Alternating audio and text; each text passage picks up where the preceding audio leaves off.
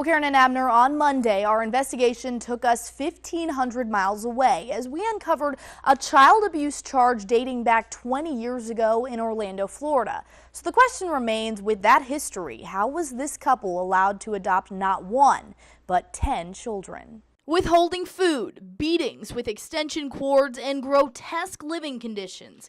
Conditions that landed one child in a hospital bed severely malnourished. These are just some of the allegations surrounding Wanda and Dave Dixon. But we wanted to find out more, and a closer look into their background reveals a child abuse charge dating back to 1992 in Orlando, Florida. When KCBD contacted the state, there were no details available because the case was so old. But a call to Florida's Department of Children and Families did confirm state involvement with the couple during that time. So if we could find that information with a simple phone call, Child Protective Services could too, right?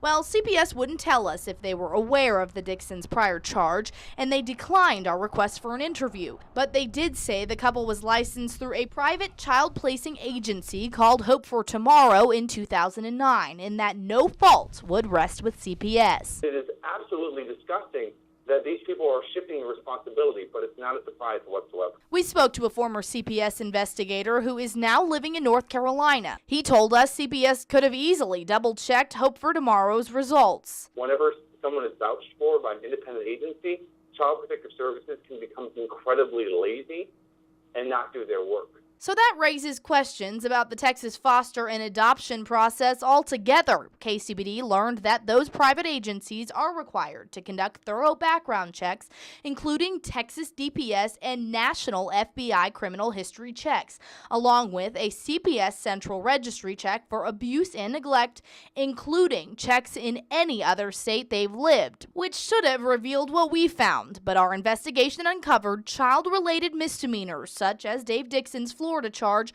are case by case and require a risk evaluation. A felony murder or child sexual abuse conviction will bar prospective couples immediately from the process. Licensed foster families are also required to undergo extensive training followed by a home study. So we got on the phone to find out if Hope for Tomorrow missed something. Their Lubbock branch has recently closed, and multiple calls to their corporate office went unanswered. KCBD also asked CPS why it took them 5 visits in the last year and a half before calling authorities. Their response: each previous complaint was dismissed. Wanda and Dave Dixon are still in the Lubbock County Jail tonight and are both being held on a $150,000 bond. Karen and Abner.